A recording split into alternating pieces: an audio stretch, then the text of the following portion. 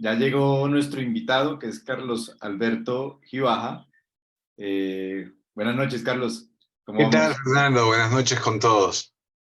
Bueno, aquí te presento a nuestro grupo de trabajo, que es un grupo que se llama Aperturas en Psicoanálisis, que lo hemos configurado 5 analistas de la Sociedad Colombiana de Psicoanálisis preocupados por temas de apertura, como su nombre lo indica, que tienen que ver con diálogo, como transdisciplinar o interdisciplinar, como con otras instancias institucionales también.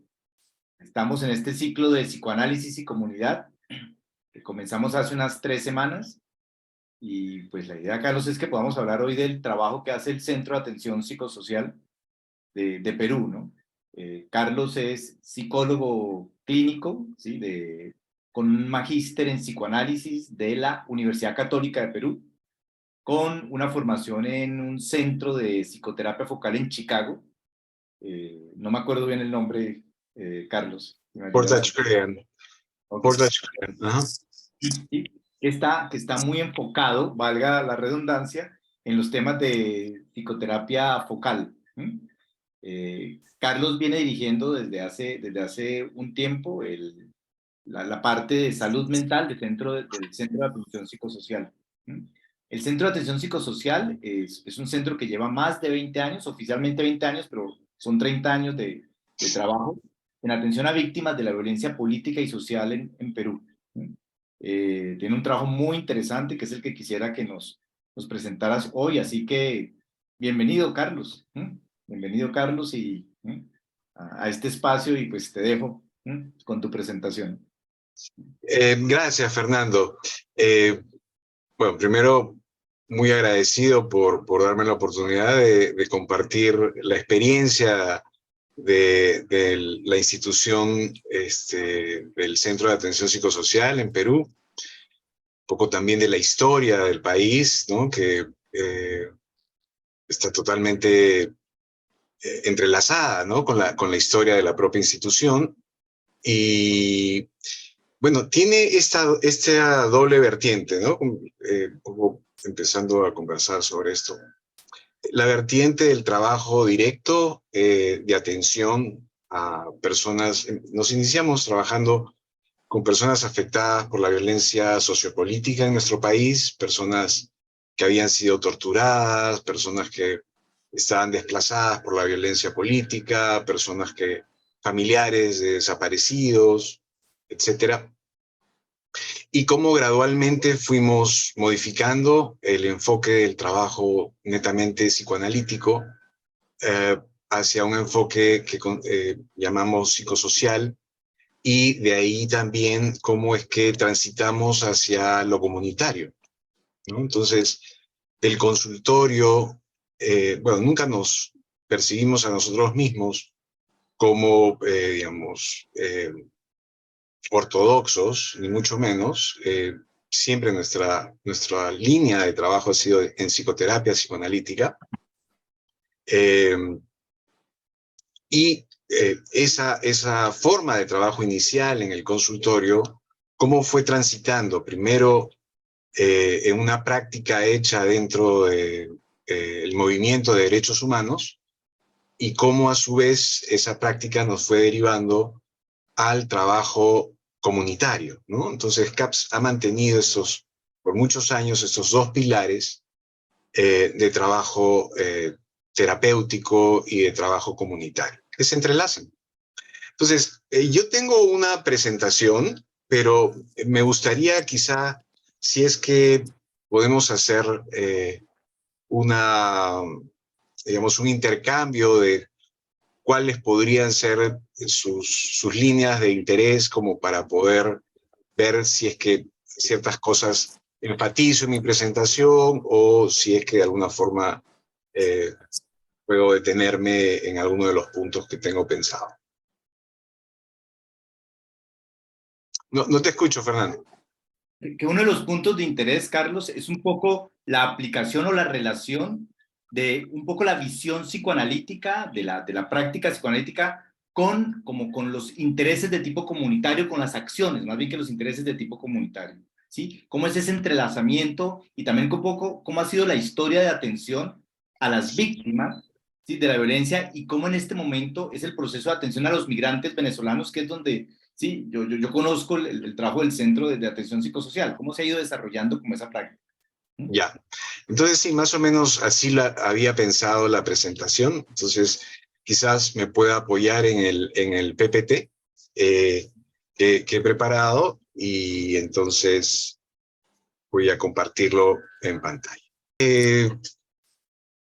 La atención psicosocial a migrantes, pero antes de llegar a ese punto, un poco lo que vamos a hacer es la historia de la institución, y cómo es este tránsito del consultorio a lo comunitario, ¿no?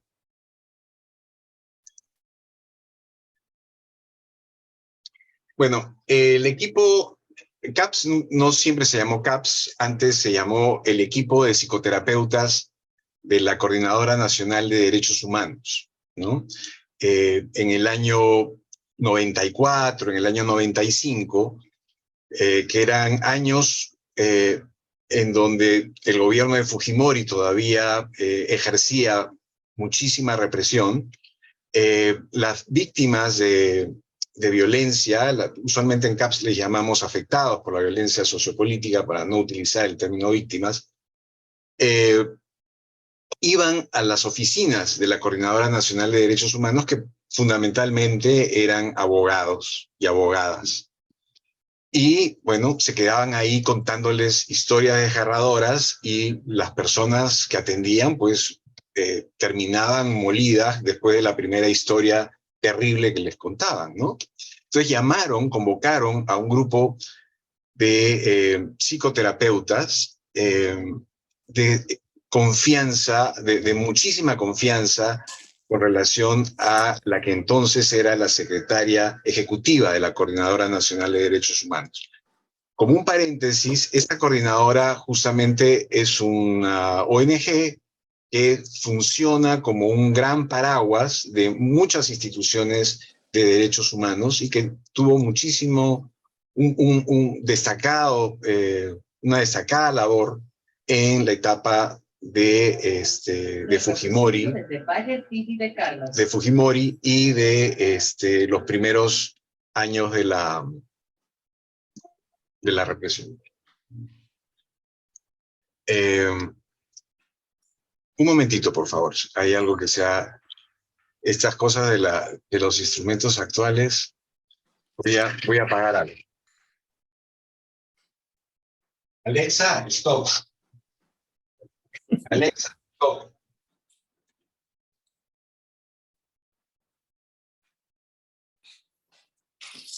Se le prendió Alexa al tipo.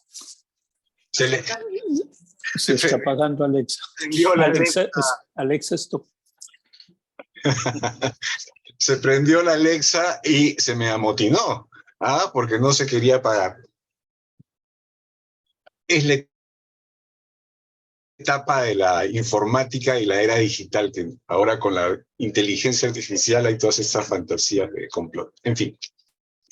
Bueno, entonces les estaba contando de que fuimos convocados en esa época, y inicialmente empezamos a trabajar directamente con la atención a estas personas.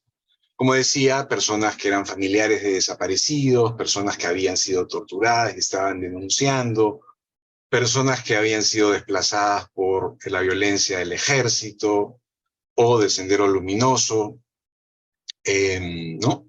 Y el tipo de práctica que realizábamos era muy parecida al consultorio, ¿no? Dirigida a hombres y mujeres, adultos, niños, niñas, adolescentes, en terapias individuales, grupales y en menor proporción familiares. Pero ya al cabo de algunos meses, en plena intercambio de casos y de discusiones de pares, vimos que el trabajo con esta población era significativamente diferente al del consultorio. En primer lugar, porque culturalmente no eran citadinos, o sea, eran en su mayoría de zonas rurales de Ayacucho, de Huancavelica, que son zonas muy empobrecidas y que tienen un fuerte arraigo cultural y lingüístico, que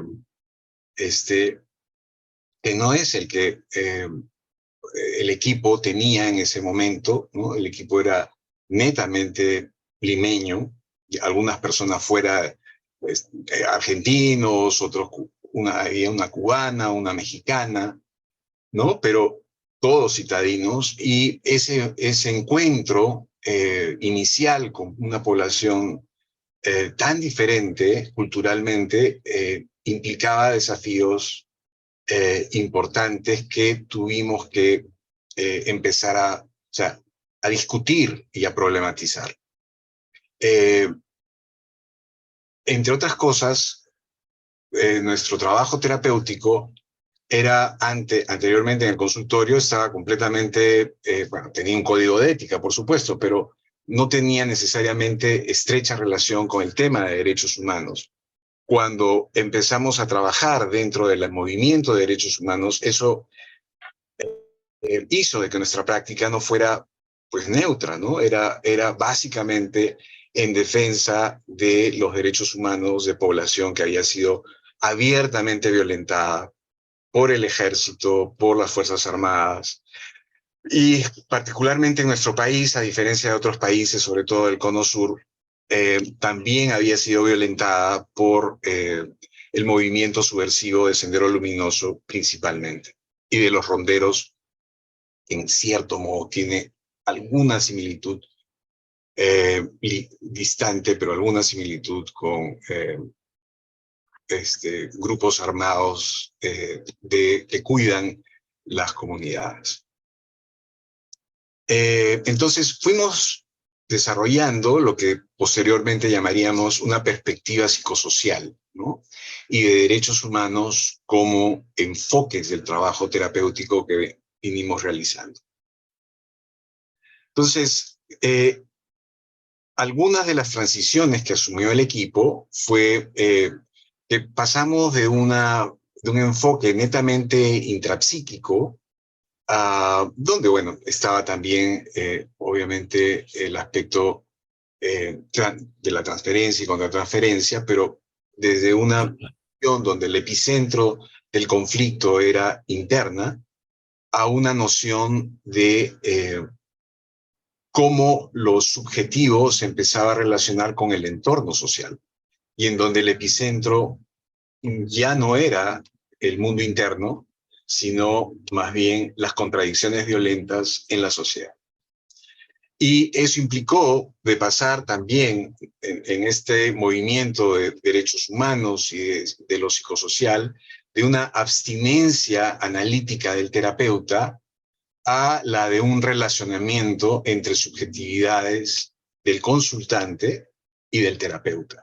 O sea, de pasar de una visión, estamos hablando de los 90, ¿no? Todavía toda la corriente del psicoanálisis relacional no despegaba, y por lo tanto había una tendencia hacia, digamos, una forma de trabajo en los consultorios psicoanalíticos más abstinentes, ¿no? Para poder trabajar, entre comillas, objetivamente sobre el material del paciente. Eso claramente fue empezando a modificarse de tal forma que tanto terapeuta como consultante se vieron expuestos a algo en común, que era la violencia sociopolítica que vivíamos, y cómo esas vivencias de incertidumbre, de angustia, de cuestiones defensivas, de temores, ¿no? Podían ser compartidos dentro del trabajo terapéutico. Entonces, estábamos abiertos a la experiencia terapéutica en un mismo contexto compartido de la violencia sociopolítica. Entonces, ¿sí? Entonces pasamos de quizás un eje más clínico de transferencia contra transferencia como eje terapéutico a los ejes del relacionamiento terapéutico y la co-construcción de una nueva narrativa de las experiencias traumáticas en un entorno violento, ¿no? Como les mencioné, el hecho de estar dentro del movimiento de derechos humanos también modificó algunas de estas cosas que estoy mencionando. Implicaba pasar de una dimensión exclusivamente psicológica del tratamiento a la noción de integralidad con apoyatura al ajuste del consultante a su realidad social. O sea, veníamos del consultorio donde los aspectos psicológicos, clínicos, subjetivos eran, digamos, el eje del tratamiento, y nos circunscribíamos a eso, pero fuimos pasando a la noción de que no era suficiente ese trabajo, había que trabajar también el aspecto de cómo esa persona se iba a ajustar en su entorno con la realidad social que le competía, o sea, adaptarse, transformar, entender, ¿no? O sea, por ejemplo, para no estar tan abstracto, por ejemplo, un caso de una persona que estaba buscando a su familiar y no lo encontraba, ¿no? ¿Cómo es que, porque además de tratar de entender la problemática psicológica que podía tener, un nivel de ansiedad altísimo, depresión, cosas clínicas que podíamos trabajar con ellos, cómo es que cuando regresaba a su ciudad, podía esa persona continuar con la búsqueda de su familiar, ¿no? Entonces, había también la perspectiva de derivaciones a instituciones, organizaciones de derechos humanos que pudieran ayudarlo a continuar con su búsqueda, ¿no? A que pudieran conseguir un abogado, a acompañar procesos psicojurídicos para esas personas. Entonces, ya no era simplemente el ámbito clínico, sino una visión más de qué va a pasar en su realidad social una vez que esta persona retorne a su lugar de origen. Entonces, del consultorio también pasamos a las primeras intervenciones en la comunidad. Subrayaría la idea de en la comunidad a diferencia de comunitario, porque lo que hacíamos era trasladar el consultorio o más o menos la modalidad de trabajo clínico en la comunidad, ¿no? Por ejemplo, tuvimos con ciertas modificaciones terapéuticas, obviamente. Por ejemplo, tuvimos una experiencia de por lo menos 2 a 3 años con un grupo de niños en un asentamiento, en Perú le llamamos asentamientos humanos a espacios de residencia de personas en condiciones muy precarias, donde no hay agua potable, en donde hay terrales, donde sus casas son casas muy precarias en ese sentido, pero con una enorme cantidad de niños que, por ejemplo, acudían a un espacio que se había generado de manera comunitaria, eso sí, que le llamaba esa organización que nos pidió que pudiéramos intervenir, bibliotecas ludotecas, ¿no? En ese asentamiento humano, en el sur de Lima. Entonces, ¿qué había sucedido? Que las promotoras o las agentes comunitarias de esa institución que nos invitó a participar habían empezado a tener muchísimos problemas de manejo con los niños y niñas que acudían a la biblioteca ludoteca. Eran ingobernables, inmanejables, muy violentos, etc. Entonces, por más o menos unos 3 años, un equipo móvil de CAPS se trasladaba a la biblioteca ludoteca y generaba con una serie de transformaciones y modificaciones técnicas, grupos de niños y de niñas con trabajo lúdico, con trabajo de diferentes mediadores que pudieran ayudar a procesar y mentalizar las acciones, ¿no? Violentas, muchas de ellas, agresivas, no empáticas para nada, y que tenían repique a las agentes comunitarias, ¿no? Entonces, hicimos ese traslado de una con las modificaciones técnicas para esa situación,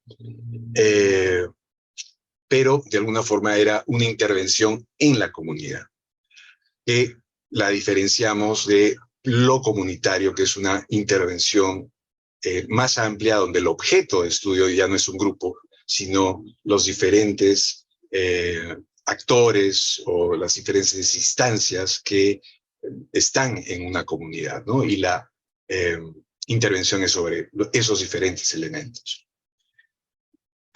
Voy con una diapositiva más y me detengo para que no sea un monólogo y podamos quizá conversar un poquito.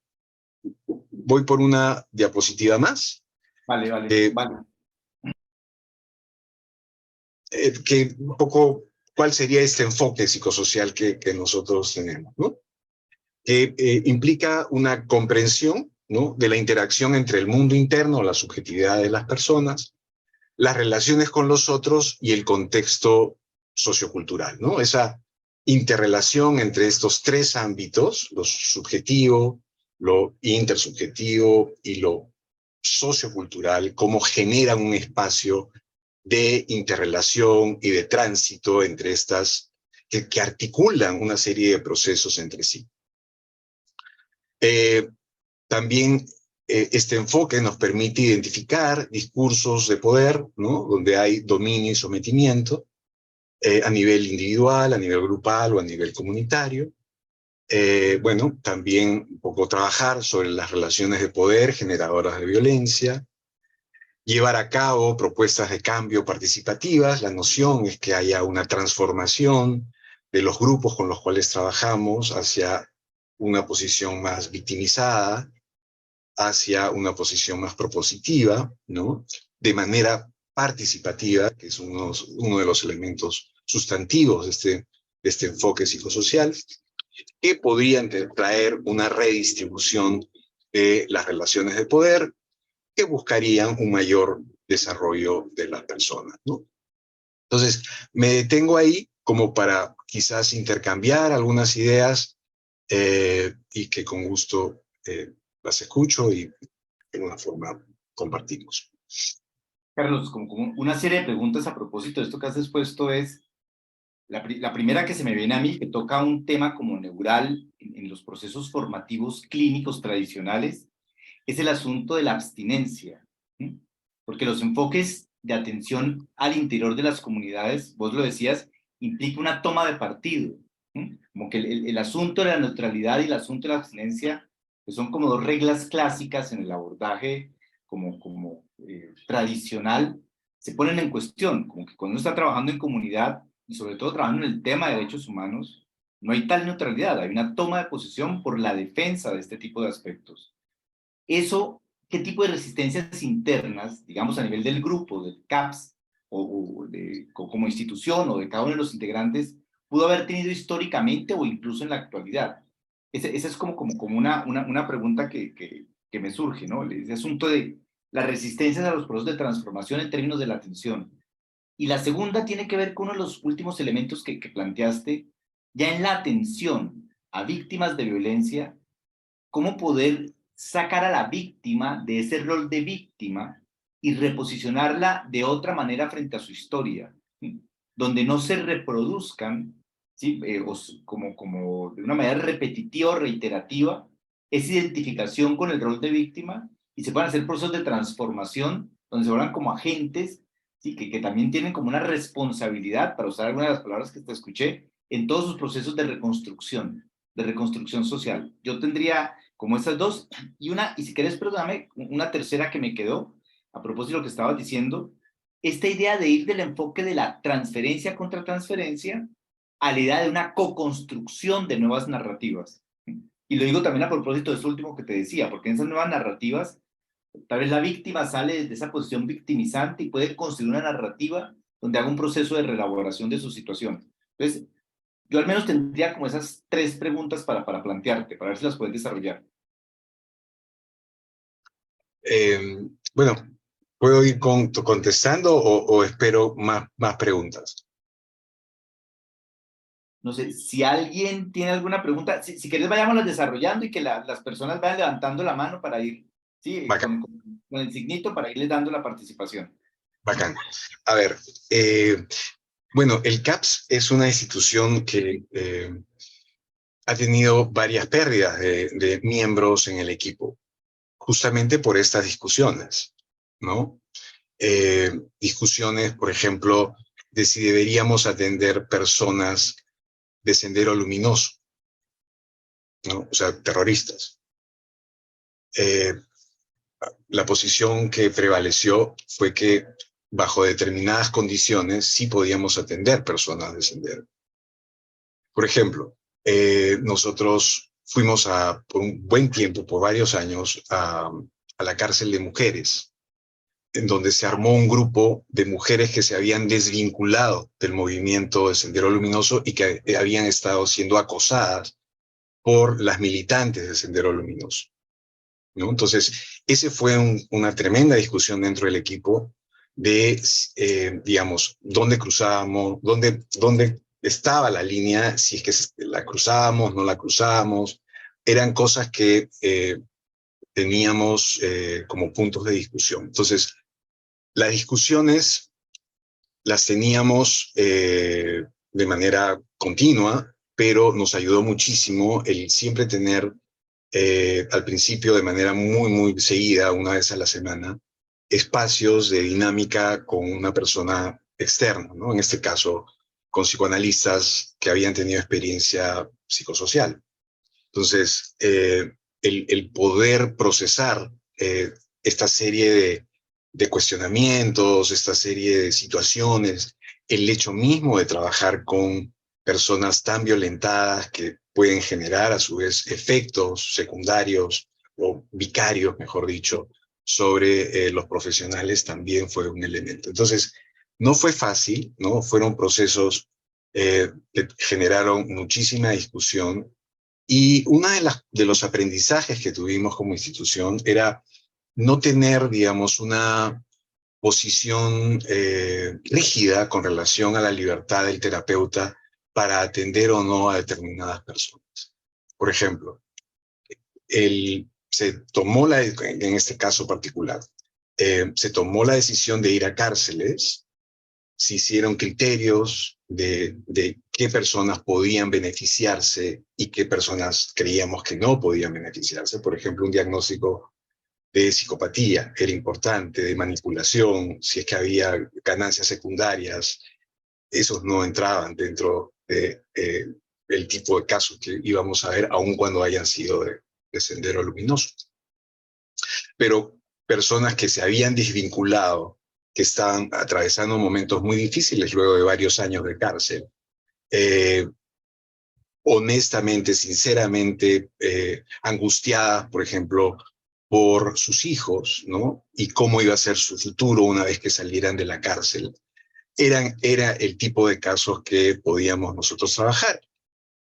Siempre, al principio, las personas que habían pertenecido a Sendero, aun cuando estuvieran desvinculadas, minimizaban su intervención en Sendero, pero en la medida que iban integrando aspectos de sí, también podían ser más verbales en relación a su participación con Sendero.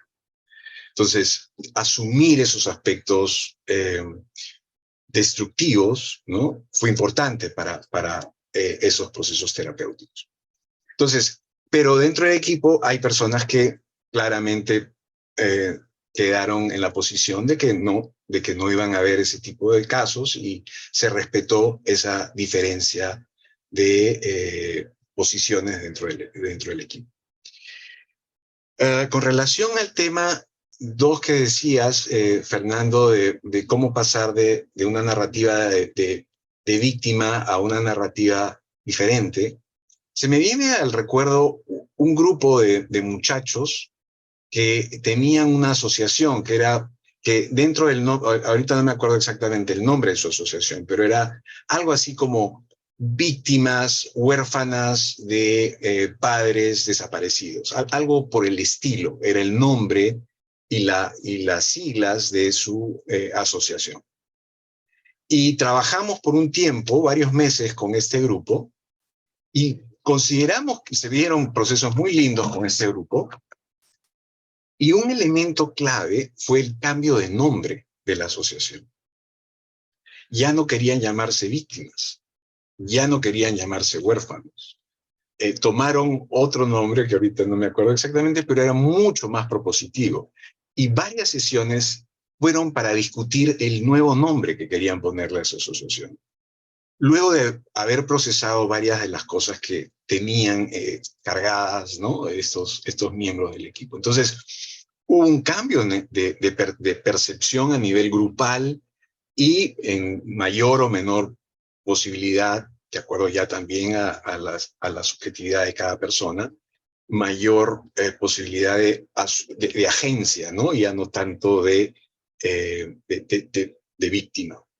Entonces, yo creo que procesos donde hay, usualmente son procesos largos, ¿no?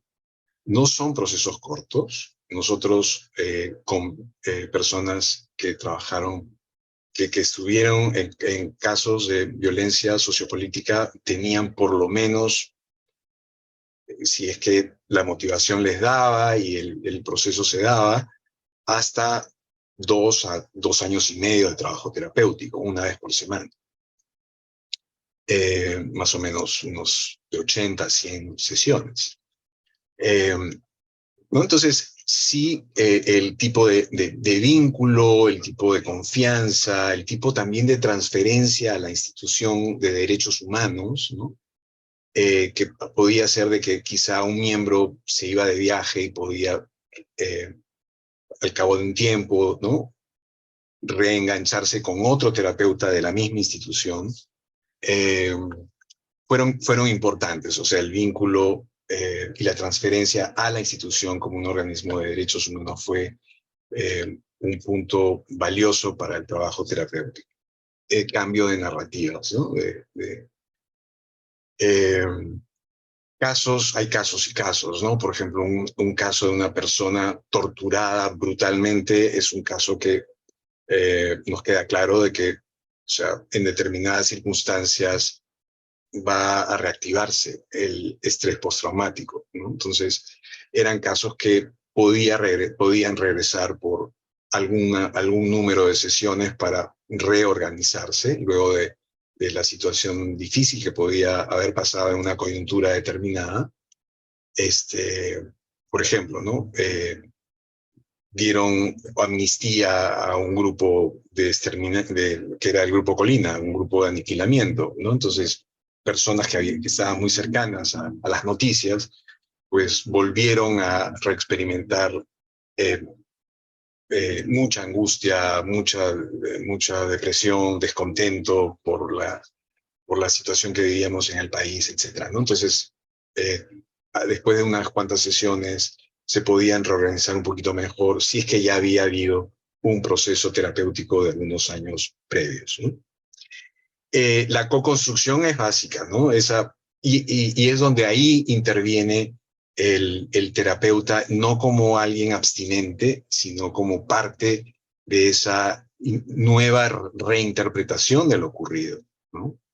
Eh, ese elemento es importante, donde la interpretación, eh, considerando en primer lugar en términos técnicos que no era una frecuencia alta, no teníamos sesiones 2 veces por semana o 3 veces por semana, sino que eran sesiones de una vez por semana, en donde los fenómenos de transferencia se atenúan, no son tan, o sea, la neurosis de transferencia no es tan vívida, eh, y por lo tanto se utilizaba mucho el relacionamiento, el poder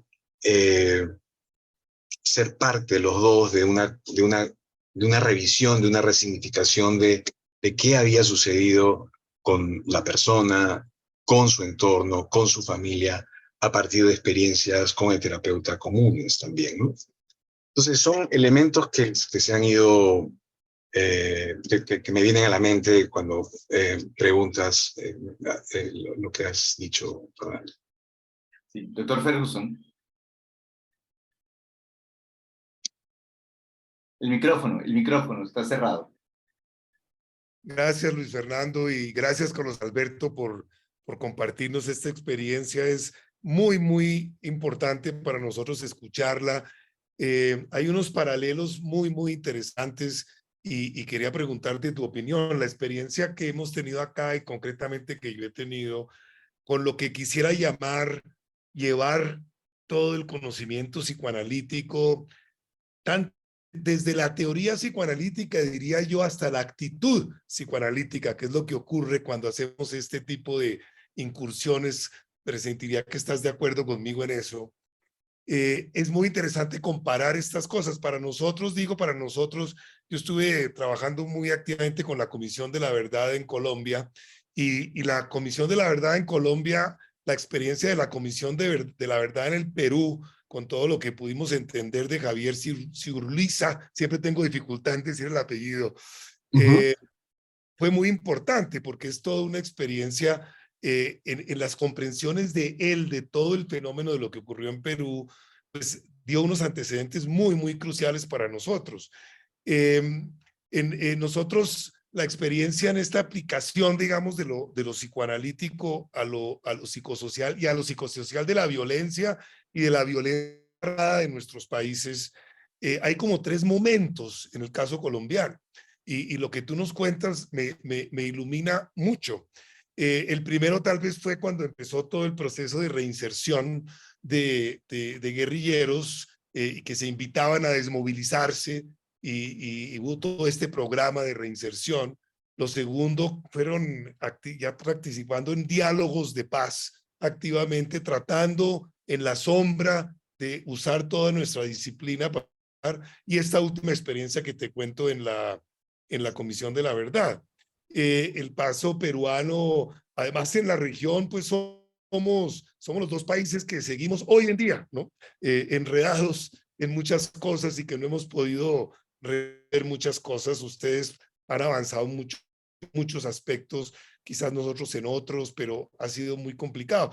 Y una de mis conclusiones desde una perspectiva ligeramente distinta, pero que se toca seguramente en muchos puntos, yo he concluido como una conclusión preliminar que los dos puntos en estos temas donde el psicoanálisis le puede y le debe aportar más a los procesos de nuestros países es en el tema de reconciliación y no repetición. Yo siempre he sentido que solo con nuestra ayuda, nuestro acompañamiento en entender las dificultades de la reconciliación y las dificultades de la no repetición son dos puntos donde en nuestro el conocimiento psicoanalítico ha sido especialmente valioso. Quería compartir eso como para dialogar un poco y conocer tu experiencia un poco y tus conclusiones personales en esos dos temas que para nosotros después de muchos años de este tipo de actividad son dos aspectos donde el psicoanálisis y la ayuda a la salida de la violencia de nuestros países se vuelve muy, muy importante. Y gracias nuevamente por estar con nosotros, Carlos Alberto. La experiencia peruana es para nosotros muy importante. Yo la he querido conocer mucho más. La conocí indirectamente, pues a través de la Comisión de la Verdad de ustedes, ¿no? Pero eso es un conocimiento indirecto.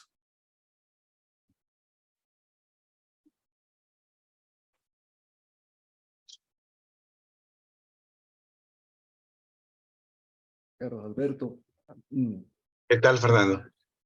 gracias por compartir esa importante presentación, ¿no? Quería como preguntarte sobre la experiencia en el área de la migración, ¿no? Me refiero que en varios momentos o puede ocurrir que las circunstancias o la complejidad pueda desbordar a los psicoterapeutas en concreto. Por ejemplo, países fronteras como Colombia, la migración masiva venezolana pues se ha establecido en algunas áreas donde hay cámaras web, traste, una serie de complicaciones y de enfermedades que pueden desbordar un poco lo que podría ser una aproximación psicoanalítica co-creada en todo el proceso de transferencia contra transferencia y las necesidades. Desborda mucho más la carencia, la falta de preparación porque no solo es abrir fronteras y que emigren las personas, sino cuáles son las condiciones políticas, sociales, para que pueda generarse ambientes con eros, con posibilidades de desarrollo, y no que se genere, como hay más de 30, 40 sitios, cámaras web en frontera acá en Colombia, ¿no? Sí, como una manera de subsistencia. Ahora, el punto no es cómo juzgar, cómo es posible que pasen esas cosas, sino comprender la complejidad psicosocial a la que están envueltos y todo lo que eso genera pues, en el sistema familiar o interactivo o psicosocial y más allá de eso. Entonces, no hay una libertad posible dadas las circunstancias, incluso políticas que hay implicadas en un proceso de migración. Entonces, en su momento me encantaría escucharte, Carlos Alberto, sobre esa experiencia en Perú. Gracias. Sí, digamos, ¿hay alguna hilación con lo que tengo en el PPT que termina trabajando un poco sobre cómo estamos trabajando un proyecto que ha sido bastante grande y continuo? Este es nuestro 4º año con ACNUR, con población migrante. Entonces, pero este tema de reconciliación y garantías de no repetición son cruciales en las comisiones de verdad. Y justamente en ese sentido, dado que hay este nexo entre el psicoanálisis y lo comunitario, creo que la historia de CAPS puede ayudar también a ver cómo es que se dio ese tránsito.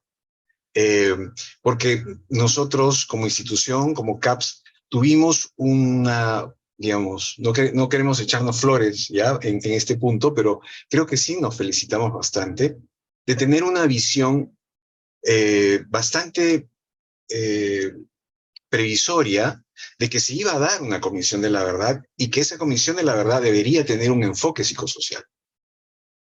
Entonces, el equipo se metió con zapatos y todo a buscar incidir, no solamente CAPS, sino también las organizaciones que en ese entonces había mucho más de las que ahora hay.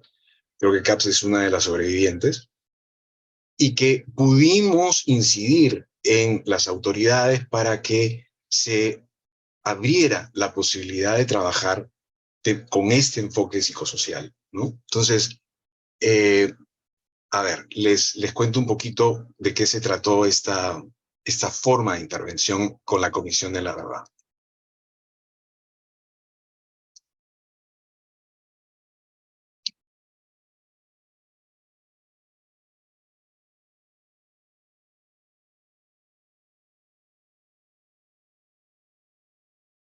Está un poquito lenta la máquina.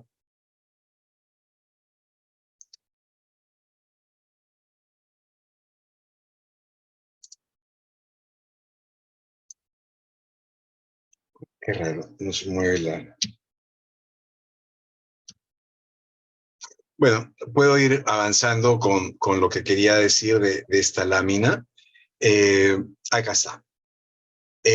Bueno, la Comisión de la Verdad y Reconciliación fue entre el 2001 y el 2003. Y esta fue, digamos, el tipo de intervenciones que se llegó a realizar a través de la Comisión de la Verdad. O sea, la atención directa a personas afectadas y sobrevivientes en diferentes partes del país. Acompañamiento de los testimoniantes, que fue un instrumento crucial para la sensibilización de los peruanos y peruanas de ese momento histórico en nuestro país, donde se hicieron audiencias públicas muy dolorosas, muy fuertes para ser escuchadas, ¿no? Y el trabajo nuestro de ayudar a las personas antes, durante y después de su testimonio, ¿no? El testimonio era personas que habían sido directamente afectadas y hablaban en público ante los comisionados, contándoles qué había sucedido y en qué sentido ellos, o sea, contando la experiencia de violencia sociopolítica que habían vivido, ¿no? Entonces, parte de la audiencia, de estas audiencias, era que no había cuestionamientos, obviamente, hasta testimoniantes, solamente era escucharlo en su dolor, y cada testimoniante tenía detrás a un miembro del CAPS y de otras instituciones cuidando empáticamente ese testimonio, ¿no? Acompañamiento en procesos forenses, ¿no? De exhumación, entrega de restos y con rituales de inhumación. Formación y promoción de redes de salud mental y derechos humanos para organizaciones regionales en, sobre todo, la sierra central del país. Fortalecimiento de asociaciones de afectados, ¿no? Por la violencia política. Fortalecimiento de capacidades psicosociales de los equipos de la CBR para la toma de testimonios. O sea, la CBR hizo alrededor de unos 3.000, si no me equivoco en la cifra, 3.000, tomó 3.000 testimonios, ¿no? Y fueron grabados por equipos que fueron parte de la CBR y que están ahorita en el archivo nacional, ¿no? Y parte de ellos están en el lugar de la memoria. Incidencia en políticas públicas para la implementación del Plan Integral de Reparaciones. Todas estas cosas nos dieron, digamos, la dimensión de cómo intervenir en el país, en este caso, pero también nos dio el esquema de cómo intervenir en una comunidad, a diferentes niveles y con diferentes actores, ¿no? Un poco conversando acerca de la reconciliación, el problema de la reconciliación en el Perú, por ejemplo, pasa claramente por un cambio con reformas constitucionales importantes en el país que puedan ayudar a que haya una mayor justicia social, para que haya una mayor redistribución y para que haya sobre todo respeto en la dignidad de personas y de grupos y de poblaciones que muchas veces han sido olvidadas en el país, que siguen siendo olvidadas y siguen siendo, ustedes son conscientes de que ha habido, por ejemplo, a principios de año y luego de sacar al expresidente Castillo, protestas, y esas protestas vienen principalmente de las zonas más abandonadas del país, ¿no? Entonces, la noción de reconciliación pasa por la noción, uno, de la judicialización de los casos, y creo que se avanzó bastante en el país sobre la judicialización, incluyendo a los grupos de aniquilación, a los generales que estuvieron en la época de Fujimori, al propio Fujimori, a políticos destacados de esa época, ¿no? O sea, la parte de judicialización se avanzó de manera significativa. Siempre hay casos que no se han logrado todavía la sentencia y todavía siguen a nivel de Corte Interamericana o a nivel de Corte Suprema. Pero se ha hecho un esfuerzo muy grande y la judicialización ha avanzado. Reformas constitucionales, todavía faltan varias, todavía el país es muy inequitativo, pero hay mayor conciencia de las cosas. Pero como en la última década, yo diría, ha habido una contracorriente, ¿no? De tipo más populista, sea de derecha o de izquierda, que pone en suspenso, ¿no? Todos estos avances que se había tenido por lo menos hasta el 2017, en donde empiezan a aparecer interrupciones en los mandatos presidenciales en el país. Avanzo un poquito más para no agotarlo, y llego a la atención remota a los migrantes. ¿Sí?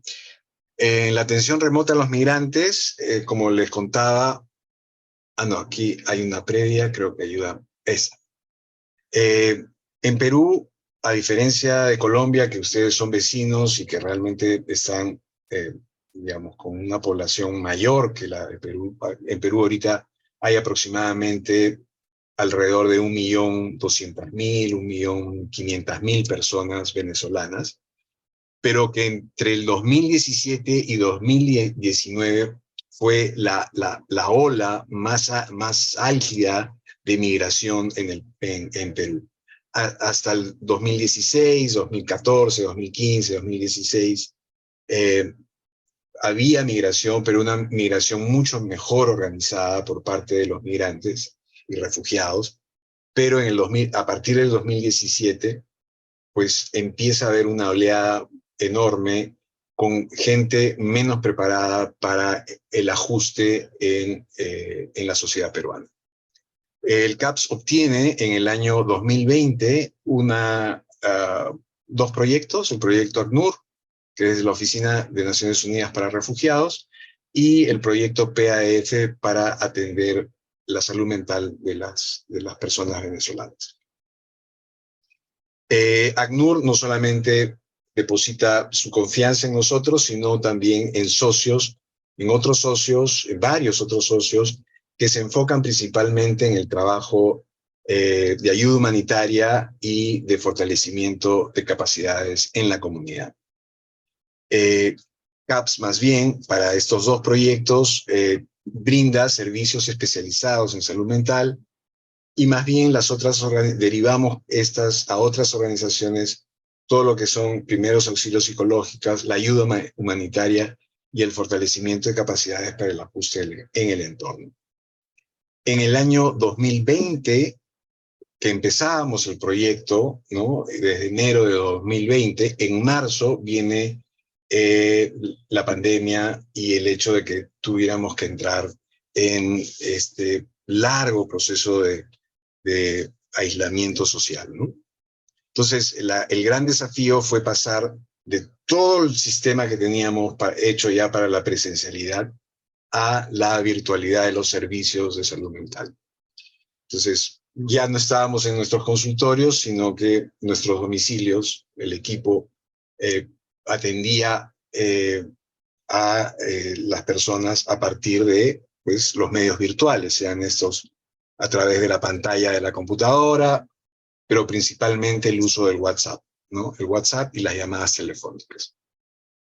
La virtualidad trajo consecuencias valiosas. Una de ellas es que nosotros teníamos una cobertura solamente para Lima y Tumbes, pero pudimos atender a varias otras personas venezolanas en diferentes partes del país que de otro modo no hubiéramos podido hacerlo. Lo que se observó es que con ACNUR tuvimos que hacer un cambio también en la modalidad de tratamiento. Como les contaba, la atención a afectados por violencia política usualmente duraba un promedio, si el paciente así lo deseaba, de 2 años, 2 años y medio, pero debido a las condiciones que nos colocó ACNUR para atender a estas personas, teníamos que reducir el número de sesiones a tratamientos con objetivos y tiempos limitados, ¿no? El promedio de sesiones que se queda una persona venezolana son 12 sesiones y el CAPS puede brindar hasta 24 sesiones por cada miembro de la familia. Se atienden adultos, niños, niñas, adolescentes en modalidades de atención individual, familiar, vincular y grupal. El trabajo de CAPS, psicoterapéutico de CAPS, tiene un grado de entrelazamiento muy importante con trabajo social. Trabajo social promueve y fortalece las capacidades de ajuste del migrante al entorno social de acogida. Es un soporte valioso para la continuidad de los tratamientos de los consultantes y el fortalecimiento del tejido social. Realmente es muy cercano la comunicación, la interrelación, el trabajo conjunto entre el terapeuta y el trabajador social asignados al caso. Nosotros siempre hacemos evaluaciones de los casos que atendemos. Utilizamos actualmente 2 escalas, el SRQ-18 y el WHO-5. y hacemos entrevistas de seguimiento también una vez que terminan los procesos. Y lo que hemos encontrado es que hay una clara mejora de los pacientes, mostrando una eficacia que no solamente está reflejada en los instrumentos, sino en las entrevistas de seguimiento, en la percepción del terapeuta y en muchas formas de agradecimiento que las personas atendidas realizan. Muchas de nuestras derivaciones son hechas por las propias personas que han sido atendidas en el CAPS. También se generó, a través de la virtualidad, se promovió redes y el fortalecimiento de capacidades, ¿no?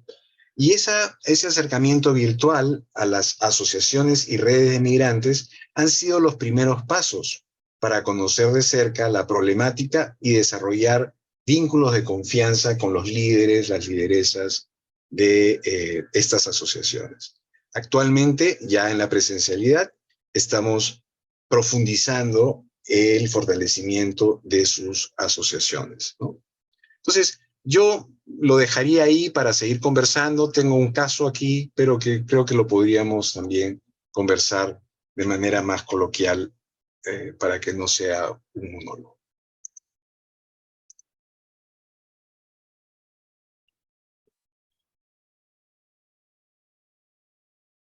Si alguien tiene alguna pregunta en relación a esta situación, a esta problemática, si quiere abrir el micrófono y plantear alguna pregunta.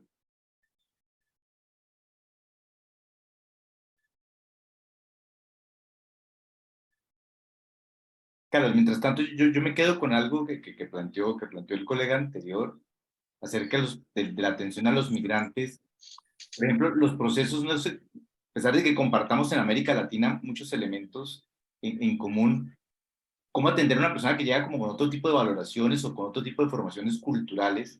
¿Sí? Pensando de pronto en personas de región Caribe a Lima, ¿cómo es esa atención desde el aspecto cultural? ¿Sí? Te lo digo porque hay en el uso del lenguaje, vuelvo y repito, como en las costumbres, una serie como de particularidades. Y lo otro que yo veo en la atención de migrantes es el desgarramiento que hay en relación a las familias de origen, ¿sí? Cuando hablas de los objetivos, ¿hay algún tipo de objetivo en la atención a los migrantes? No sé si de retorno a la tierra o de una reinserción en el nuevo contexto peruano. ¿Cómo es ese abordaje en relación sobre todos esos aspectos, como esa cultura que queda desgarrada? Yo creo que ahí todavía nos falta profundizar mucho, Fernando. Yo creo que hay, digamos, lecturas que quizás se nos pasan muchísimo, ¿no? Que pueden ser lecturas diferentes, producto de culturas distintas. Creo que el equipo, en primer lugar, no niega esas diferencias y busca estar abierto a poder tratar de entender desde sus propias formas de significar, de sus propias formas de comprender su mundo, con las cosas que podemos nosotros tratar de comprender desde nuestra óptica, ¿no? Que a veces puede haber una coincidencia, pero probablemente muchas veces no la vemos. Entonces, con aquellas cosas en las que sí conectamos, y yo creo que ahí se da la posibilidad de generarse un vínculo de confianza que finalmente es, digamos, el motor terapéutico de todo proceso corto. Entonces, ese vínculo de confianza se genera a través de esa apertura, a través de la empatía, a través de escuchar, a través de ser consistentes con el encuadre, así sea un encuadre no tradicional, porque es un encuadre virtual que, por ejemplo, ¿no? Se me ocurre, hemos atendido mujeres que sufren o que están en situaciones de violencia de pareja y sufren la violencia del marido. Entonces, han habido sesiones en el baño, en los baños donde la mujer está aterrada y conectada con su terapeuta fuera de horas, ¿no? de terapia, contando su experiencia y, por ejemplo, pensar que se va a dar los 45 minutos en el baño en esa situación, no va a ocurrir eso. Entonces se corta la sesión quizá a los 10 minutos, ¿no? De poder estar conversando, después se retoma horas después o al día siguiente, otros 10 o 15 minutos, porque de alguna forma hay un intento mutuo de tratar de encontrarse y de poder encontrar alternativas a lo que está viviendo esa persona, ¿no? Entonces, esa forma de trabajar es diferente, pues, a la del consultor, ¿no? Esa manera de, digamos, asimilar trabajo social, o sea, por ejemplo, hacer de que esta persona que no tiene documentos pueda pedirle a un socio de ACNUR de que el socio de ACNUR se encargue de la diligencia de obtenerle, por ejemplo, el seguro integral de salud y se pueda atender situaciones de emergencia o su calidad migratoria, y que son posibilidades que el paciente puede obtener para su propio autosostenimiento, tener un trabajo. Sin eso es más difícil. O sea, digamos, son elementos que pueden ir ayudando, ¿no? A poder ir haciendo conexión con las cosas con las cuales podemos hacer conexión, pero estoy seguro de que se nos pasan muchísimas otras, porque es otra forma a veces de plantear y de significar el mundo, ¿no? Luis Fernando, Sí, perdón. sí. Camilo, sí. Disculpa, Carlos, es que me ha parecido realmente muy interesante toda la experiencia de ustedes y la forma como nos lo vienes contando, porque me parece que ahí se manifiesta un aporte del psicoanálisis, de la mirada psicoanalítica a todo este tipo de procesos sociales. Y es algo que tiene que ver con esa forma de trabajar el psicoanálisis en términos del caso a caso individual, que es algo a lo que estamos acostumbrados y que hace parte casi que de nuestra estructura ética. Y que ustedes también, pues, lo que nos has contado nos muestra la importancia del caso a caso social y que cada caso, cada situación particular, o sea, esa postura que es clínica y que es ética, del profundo respeto por la situación particular que se está presentando, tanto a nivel individual como a nivel social.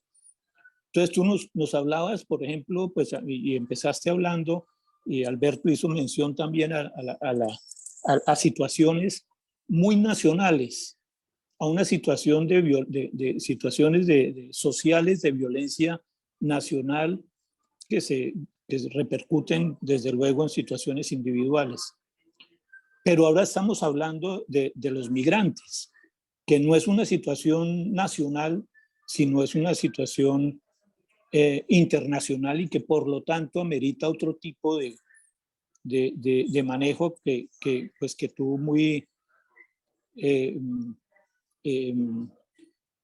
fuertemente nos has estado mencionando. Me llamó la atención y quería preguntarte exactamente algo que dijiste con relación a un grupo de víctimas y que tiene que ver con las narrativas que surgen a partir de como de esos significantes particulares para las víctimas de la guerra y que hubo un grupo que ya no querían que los cargar como con ese calificativo como de víctimas. Sí, te quería preguntar si en ese sentido, en el campo internacional y en la atención de migrantes, esa connotación de migrante pesa mucho para realizar un trabajo a nivel psicosocial más profundo dentro de esta ética del caso a caso. Muchas gracias, Carlos.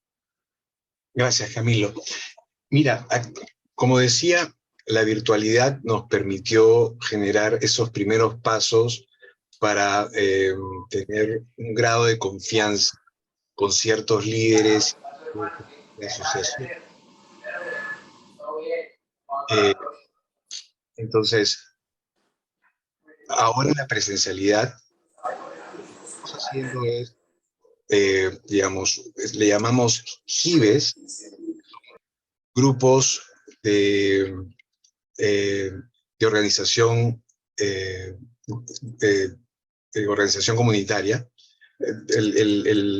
Se me ha ido un poquito el nombre exacto, pero la idea central es que son grupos amplios de personas. Estamos hablando de alrededor, ahorita estamos hablando de unos 300 agentes comunitarios en diferentes distritos de Lima, en donde no se pierden ni un solo taller de fortalecimiento de sus asociaciones. Porque los agentes, digamos, la idea es que puedan tener elementos, instrumentos, herramientas para el trabajo como agentes comunitarios de salud mental, pero que a la vez puedan desarrollar un fortalecimiento institucional para lo que ellos deseen, hacia dónde quieran dirigirse. Entonces, la migración, o sea, y son personas de diferente condición económica, ¿no? Puedes encontrar profesionales, puedes encontrar personas que no han desarrollado muchas capacidades, digamos, académicas, pero todos tienen esta motivación de salir para adelante, ¿no? Grupalmente. Usualmente son personas muy verbales. Los peruanos tendemos más bien hacia un grado de introversión, más todavía en la sierra, y contrasta este rasgo de temperamento del venezolano más vocal, más verbal, más de poderte decir abiertamente lo que está pensando. Bueno, tal vez el problema sea el grado de impulsividad, pero de alguna forma esa es por ejemplo, una diferencia cultural importante. Entonces, son grupos que tienen muchísima dinámica, muchísimo intercambio, con una cuestión de proactividad muy importante. Pero, digamos, ahí no se, como es una intervención comunitaria, no se está partiendo de lo clínico, sino más bien partiendo del fortalecimiento del tejido social. En lo clínico, nosotros vemos que hay un grado importante de dependencia con relación al Estado. Esperan a veces con fuerza ser subvencionados y se sorprenden de que las ayudas no vengan, digamos, o sea, que tengan que hacer cosas por sí mismos, en algunos casos, no en todos, pero en algunos casos, que tengan que hacer cosas por sí mismos y tomar mayor iniciativa para poder salir de donde están. Son los casos quizás más difíciles, porque hay un grado de pasividad, hay un grado de dependencia, hay un grado porque me coloco en el rol de víctima, es que me hacen caso. Recibo ayudas económicas o recibo ayudas de atención, y eso, parte del trabajo terapéutico, implica, en CAPS fue muy claro, desde el trabajo con afectados por violencia política, nosotros no entregábamos ayudas económicas ni humanitarias. O sea, nosotros solamente atendíamos psicoterapéuticamente. Cualquier ayuda humanitaria la derivábamos a otros socios, a otras ONGs que se encargaban de eso. Eso mismo hemos aplicado a el trabajo con migrantes. para que no se confunda, porque cuando empieza a haber una confusión entre la cuestión de ayuda humanitaria con el trabajo terapéutico, ahí quedó saboteado el trabajo psicoterapéutico. Entonces, por ejemplo, ese es un elemento, esa es una lección aprendida desde los inicios del trabajo terapéutico de CAPS, ¿no? Entonces, esa posibilidad de salirse de la cuestión de la víctima, en algunos casos es complicado y por lo general son los casos que dejan de asistir, dejan de atender los tratamientos, porque no es lo que esperan. Más bien los que se quedan de 12 para más sesiones o de 8 para más sesiones son los que más provecho le sacan a la propuesta psicoterapéutica de activar sus recursos, ¿no?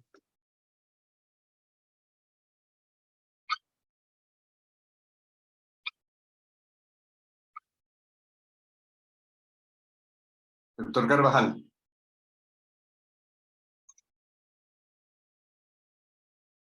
Bueno, muchas gracias, Carlos, por su exposición. Siempre estas cosas que irrumpen, ¿no? Lo ponen a uno a pensar mucho, ¿no? Pues lo primero es cómo se activa toda la teoría del trauma, ¿no? Y el trauma crónico. Pensaba en la esencia del proceso psicológico que se puede vivir en esos casos. Nosotros hicimos como un grupo un trabajo en pandemia que se plasmó en un artículo que va a ser publicado en el libro que va a sacar ahora en Cartagena la IPA, la Internacional de Psicoanálisis, sobre cuál era lo esencial que vimos en la pandemia.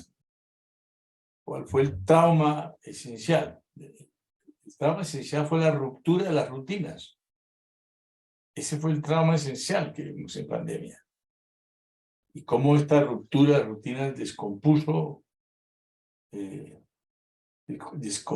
la mente y generó pues una serie de reacciones sintomáticas, etcétera, ¿no? Mecanismos adaptativos, ¿no? Estaba pensando cómo en el migrante lo esencial se me ocurría sentir que era algo así como la ruptura de todo el aparato contenedor que tenemos los seres humanos. Los seres humanos no sabemos la calidad de la contención que tenemos dada por todo el armaje social, que es la que se pierde en circunstancias como la guerra o circunstancias como la migración, la estructura contenedora, ¿no? Y las consecuencias psicológicas de la estructura contenedora. Tú hablabas, por ejemplo, me llamaba mucho la atención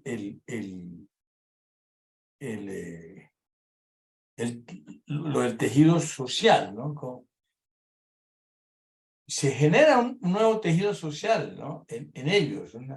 El tejido social es una de las estructuras contenedoras que tenemos los seres humanos. Y cómo estos migrantes pueden hacer bloque y como conservando de alguna manera algo del tejido social, que es uno de los elementos contenedores del ser humano, ¿no? Pero imagínense, un migrante pierde todo, ¿no? Pierde todos los elementos de contención del self. Pues, ¿qué le pasa al self ahí, a la mismidad, ¿no? Pues obviamente las regresiones enormes, las pérdidas de referentes éticos, morales, etcétera, etcétera, ¿no? Tantas cosas que, pues pensaba en lo esencial, ¿no? ¿Qué es lo esencial en la migración? En términos psicodinámicos profundos, ¿no? Como te decía, lo esencial que nosotros vimos como el piso del trauma en la pandemia fue la ruptura de las rutinas.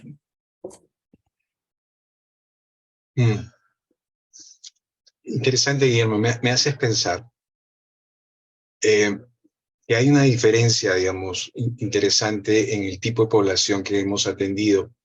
Antes del 2017, la migración era un poquito mejor estructurada y organizada y con mayores capacidades para el ajuste, y la migración tremenda en términos de cantidad de personas y en términos de la precariedad con la cual llegaban, literalmente con una mano adelante y otra atrás, a partir del 2017. Y ahí observo lo que tú estás diciendo, o sea, la capacidad de contención ya se había perdido, inclusive antes de cruzar la frontera de Venezuela hacia Colombia, por la cantidad de amenazas hacia ese self de diverso tipo, ¿no? Amenazas en términos de sobrevivencia, de alimentación, de salud, de seguridad, etc. Y cómo esa tenue capa de contención que todavía, ¿no?, se va desgastando, porque de Colombia pasan a Ecuador, de Ecuador pasan a Perú, y a veces quieren pasar a Chile o retornan y vuelven a Centroamérica, ahora con el Darién y la ruta hacia Estados Unidos. O sea, cómo esa capa de contención internalizada pues se hace tan delgadita que las personas están prácticamente a merced de sus angustias, de su impulsividad y de la falta de sostenimiento, ¿no? Entonces, cuando encuentran una oferta terapéutica, aun cuando sea de 6 meses del CAPS, con un trabajador social que está preocupado por el caso, que puede tener 1, 2 o 3 llamadas para decirle, bueno, ¿cómo está usted? ¿Cómo le va? El trámite de lo que habíamos empezado empieza, ya está con esta institución, se va a demorar un poco, pero estos van a ser los pasos. Con un terapeuta que semana a semana lo escucha, con un terapeuta que inclusive fuera de horas de terapia puede también servir de sostén. O sea, es una contención, ¿no? Es una apoyatura, es fundamental para de alguna manera, ese self que estaba al borde de fragmentarse, si no ya fragmentado, pueda reorganizarse mínimamente para mirar las cosas desde otros ángulos.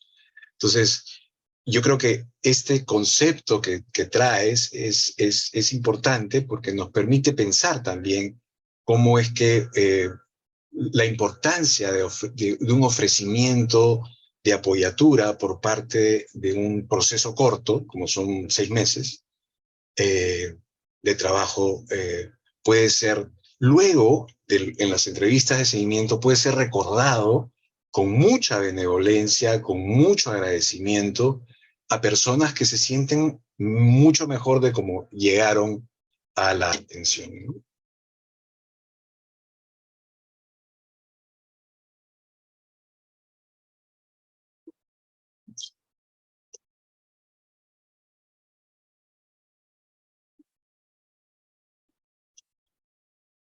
Carlos, no sé si plantearlo como una última, y los efectos en el equipo de atención, en el equipo del CAPS, ¿sí?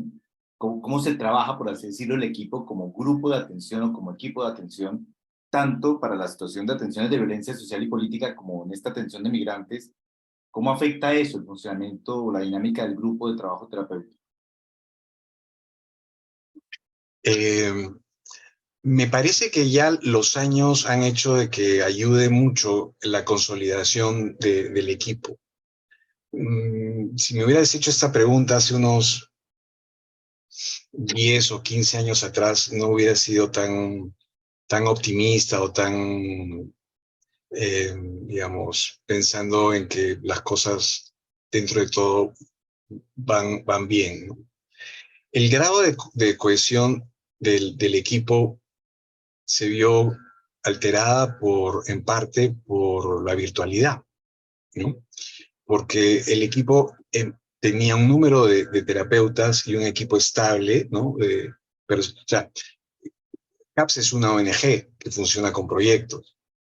Entonces, nos permitió el proyecto de ACNUR y de PADF tener varios terapeutas a tiempos parciales y un equipo estable de trabajadores sociales los directores y administración.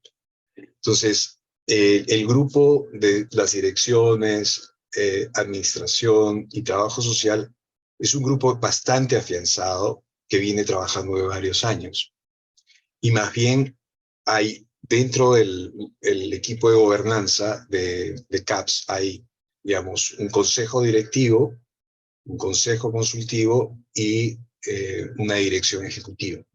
Entonces, hay varios cuerpos, ¿no? Y la asamblea, obviamente, la asamblea con los socios fundadores de CAPS. Entonces, eso le ha dado una estabilidad clara, mensajes claros, de tal forma de que el equipo tiene un grado de estabilidad importante. ¿Cómo es que afecta el trabajo terapéutico directamente? El grupo que yo veo que tiene un grado de afectación mayor es sobre todo el grupo de trabajo social, que es el que prácticamente está en la trinchera, ¿no? Los terapeutas, la gran mayoría de terapeutas psicoanalíticos han pasado por varios años de análisis.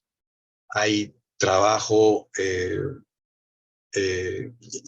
hacen individual, ¿no? Con sus propios terapeutas, varios de ellos. También hay espacios de autocuidado con un terapeuta que no es, o sea, con un terapeuta consultor. Hay espacios de supervisión cada 15 días, bueno, en este caso es con Fernando, y hay cada 15 días un espacio abierto del equipo de pares, ¿no? De terapeutas, donde no hay un tema fijo y se abre a la discusión de los temas que se están trabajando o los temas que quieran traer el equipo. Entonces, hay diversos espacios que permiten, o sea, cada grupo, por ejemplo, cada 2 o 3 terapeutas tienen un supervisor, ¿no? Que es un terapeuta senior, que usualmente es un terapeuta fundador del CAPS. Entonces, está estructurado de tal manera de que haya vasos comunicantes que de alguna forma permite un grado de integración relevante. Aparte de eso, las direcciones siempre están muy atentas a lo que sucede en el trabajo, ¿no? Y una institucionalidad con normas claras, pagos al día, ¿no? Cosas que ayudan mucho a la buena gobernanza. Bueno, Carlos, pues muchas gracias por tu presentación y por acercarnos un modelo de intervención, ¿sí? Que repito la palabra, que nos permite modelar, al menos para nosotros en Colombia, que estamos viviendo una situación o que venimos viviendo una situación muy parecida, unas formas de acercarnos como a estas situaciones de violencia y de migración. Así que muchas gracias por tu presencia y por tu exposición, ¿sí? Y por lo que nos has aclarado en relación a estos aspectos.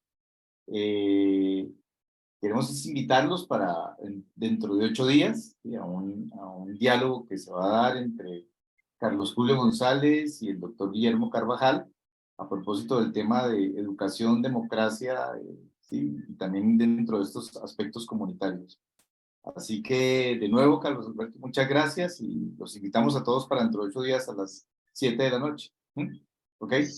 Las gracias a ustedes y bueno, gracias por compartir este espacio conmigo y con las experiencias de mi institución. Vale. Chao. Chao. Gracias. Muchas gracias. Chao. Muchas gracias, Carlos. Las gracias a ustedes.